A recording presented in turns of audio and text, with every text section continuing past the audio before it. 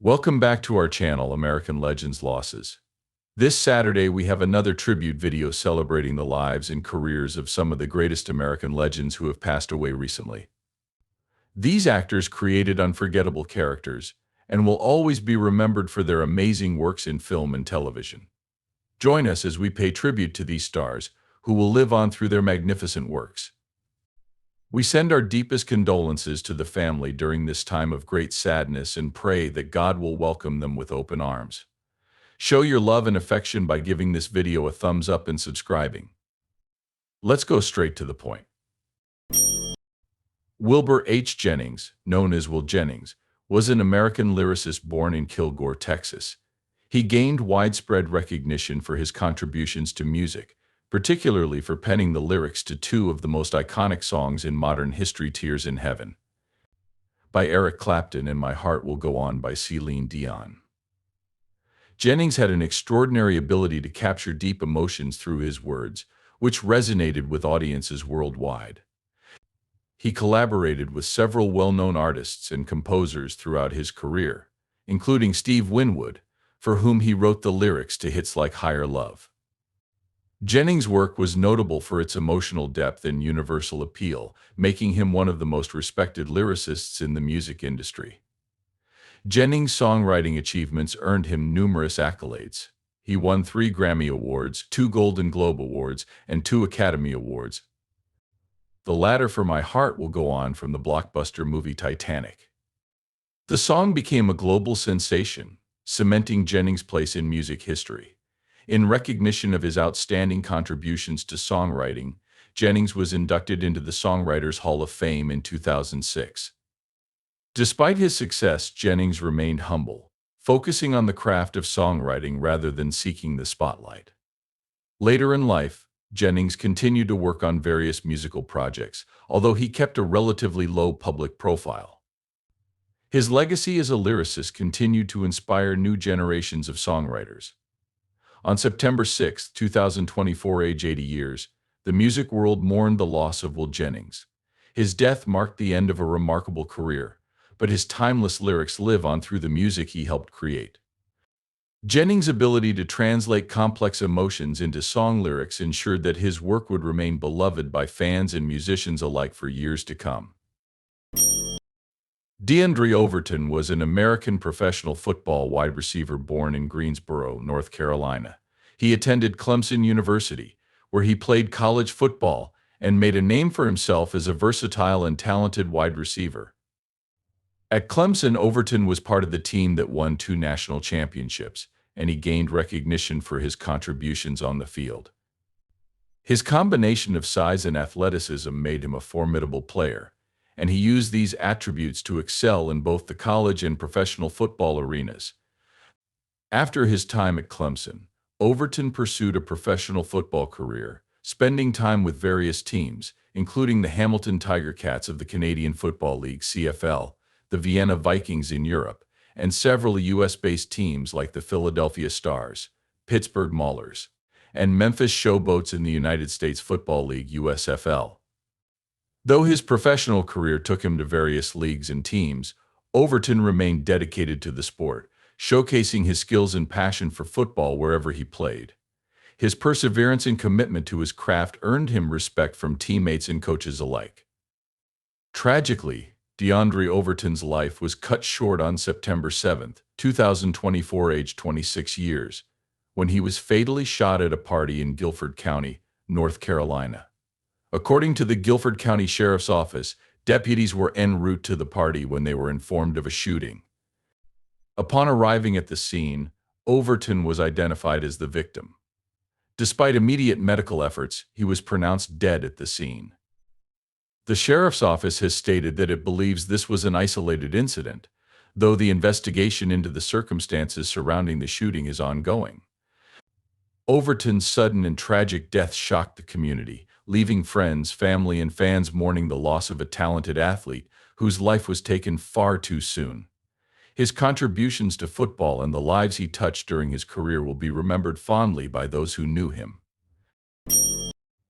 Quan's Devontae Lamar, widely recognized by his stage name Rich Homie Quan, was born in Atlanta, Georgia. Growing up in the often harsh environment of Atlanta's Zone 3 neighborhood, Quan developed an early interest in music, but his first passion was baseball. He excelled as a player during his high school years and even earned a scholarship to attend Fort Valley State University. However, after facing setbacks in his baseball career, Quan shifted his focus toward music, which would soon become his defining path.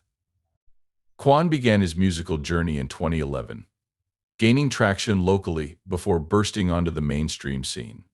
His breakthrough came in 2013 with the release of Type of Way, a track that caught the attention of the rap community and beyond.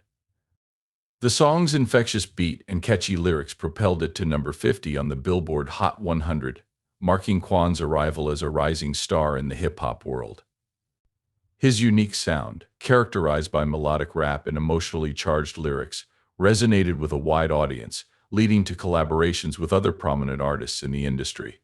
In 2015, Quan further solidified his status in the music scene with the release of Flex Ooh, Ooh, Ooh, Ooh. The track was another commercial success, peaking at number 26 on the Billboard Hot 100 and earning him widespread recognition.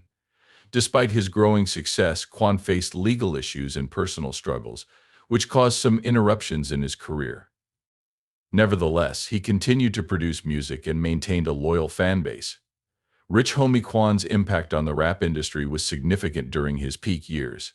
However, his life was tragically cut short, and his passing on September 5, 2024, aged 34 years, shocked the music world. Fans and fellow artists mourned his untimely death, paying tribute to his contributions to the genre and remembering him as a talented artist who left an indelible mark on hip-hop culture. Scott Simon, also known as Screamin' Scott Simon, was an American pianist born in New York City. He gained fame as a longtime member of the iconic rock and roll revival group Sha Na Na, joining the band in April 1970. Sha Na Na was renowned for their energetic performances and nostalgic renditions of classic doo-wop and rock and roll hits from the 1950s and 1960s. The band first gained widespread recognition after performing at the legendary Woodstock Festival in 1969, and their popularity grew with their own television show, which aired from 1977 to 1981. Simon's lively and exuberant piano playing, coupled with his charismatic stage presence, became a signature part of Sha Na Na's performances. His role as both a musician and entertainer helped the group sustain its popularity for decades. Throughout his career with Sha Na Na, Simon was known for his flamboyant performances, often delivering high-energy piano solos that thrilled audiences. He became a staple of the group, remaining a member from his joining in 1970 until the band's disbandment in December 2022. Over the years, Simon performed with the group at countless concerts, festivals, and television appearances, solidifying his place in the legacy of rock and roll revival music.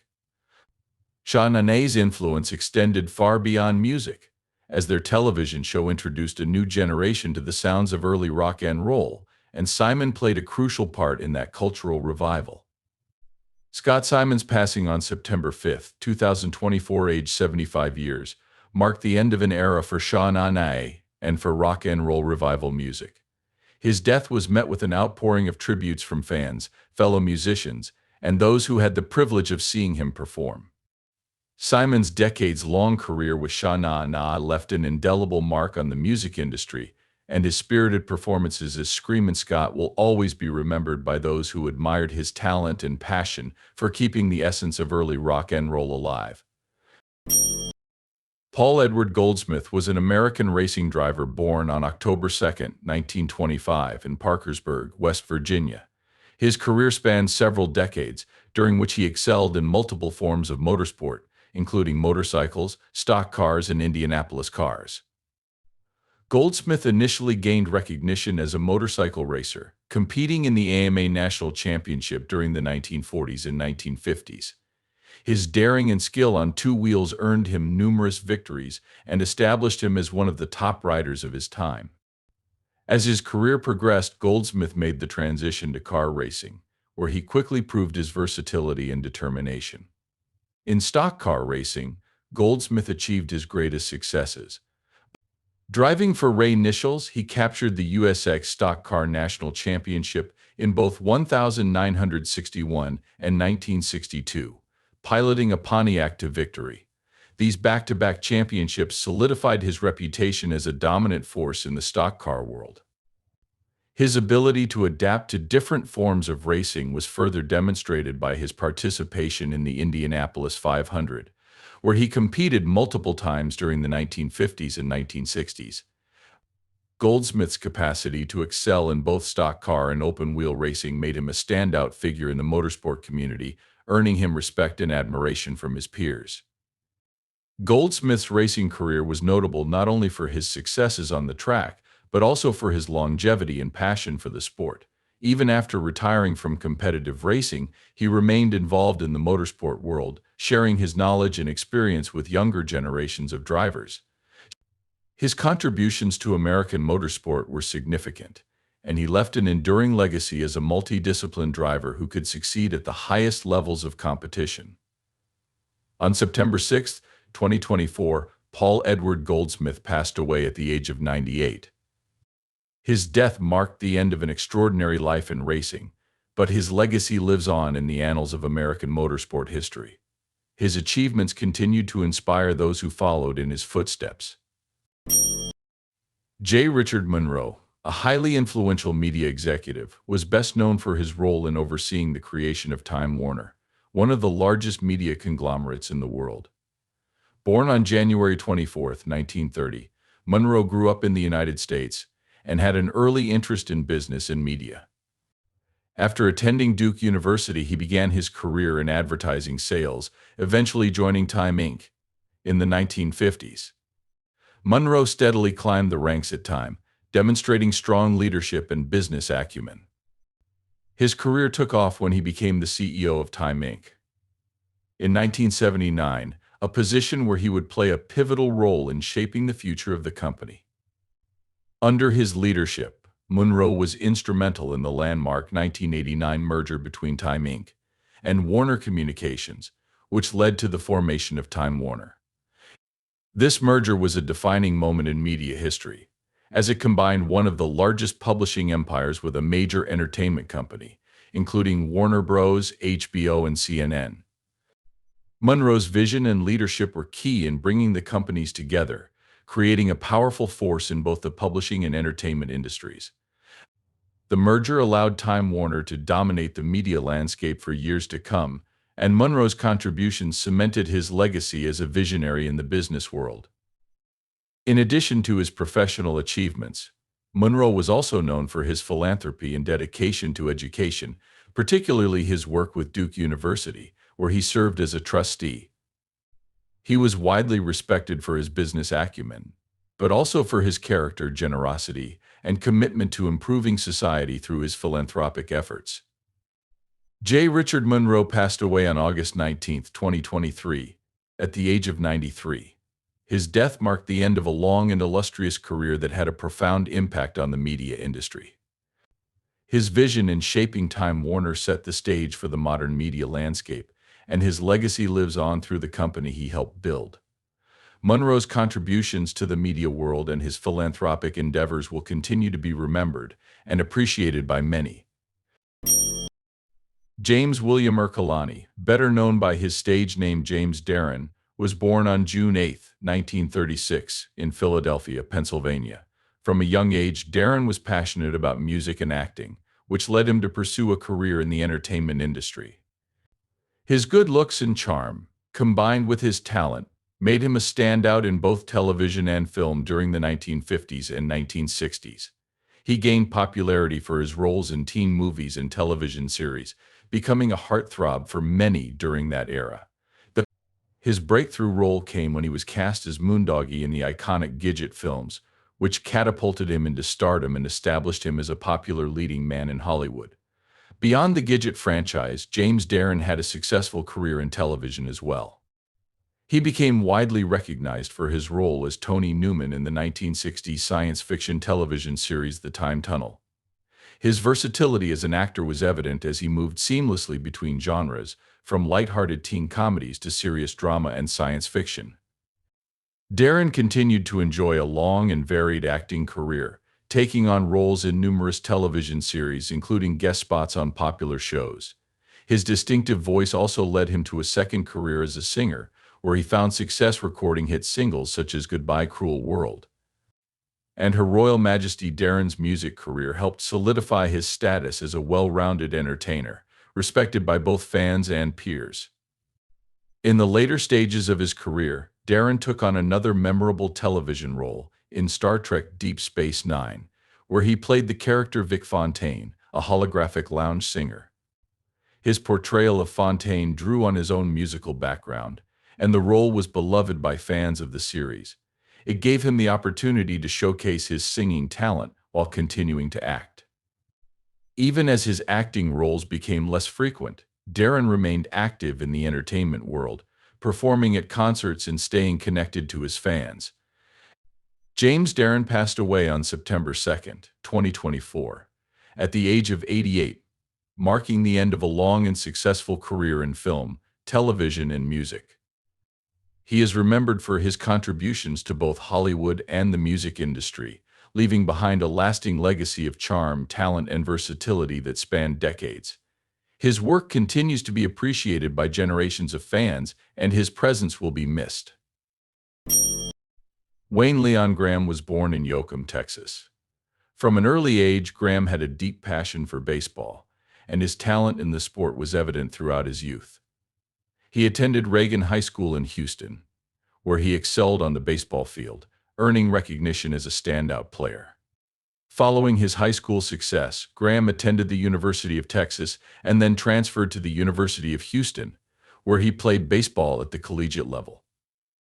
His abilities caught the attention of professional scouts, leading to his selection by the Philadelphia Phillies in the 1957 Major League Baseball (MLB) draft. Graham's professional playing career spanned several years, primarily as a minor league player. However, he never reached the level of success he had hoped for in the majors. After his playing days, Graham shifted his focus to coaching, which would become his true calling. He began his coaching career at the junior college level, leading San Jacinto College to remarkable success. During his tenure, Graham coached 5 NJCAA World Series championship teams, establishing himself as one of the most successful coaches in junior college baseball. In 1992, Graham was hired as the head coach of the Rice Owls baseball team, a position he would hold for the next 27 years. Under his leadership, the Rice Owls transformed into a national powerhouse. His most significant achievement came in 2003 when he led the team to their first ever College World Series championship, a monumental accomplishment for the program. Graham's coaching philosophy emphasized discipline, hard work, and fundamentals, earning him respect throughout the baseball community. Wayne Graham's influence extended beyond wins and championships. He shaped the careers of many players, several of whom went on to have successful professional careers in MLB. After retiring in 2018, Graham left behind a lasting legacy in the sport. On September 3, 2024, age 88 years, Graham passed away, leaving a deep void in the baseball world. His contributions to the game, both as a player and coach, will be remembered for generations. Nicole Kidman recently experienced a heartbreaking loss with the death of her mother, Janelle Kidman.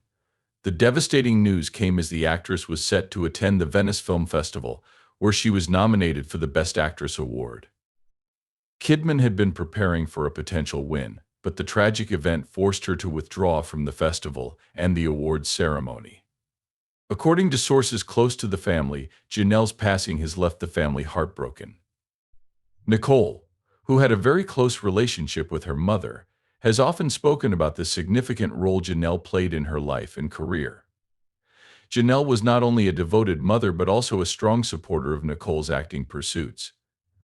Her influence was deeply felt throughout Nicole's rise to Hollywood stardom.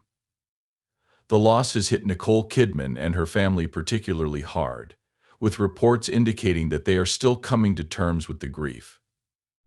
Janelle was known for her resilience and her support of her children's achievements, which makes her passing even more difficult for the Kidman family.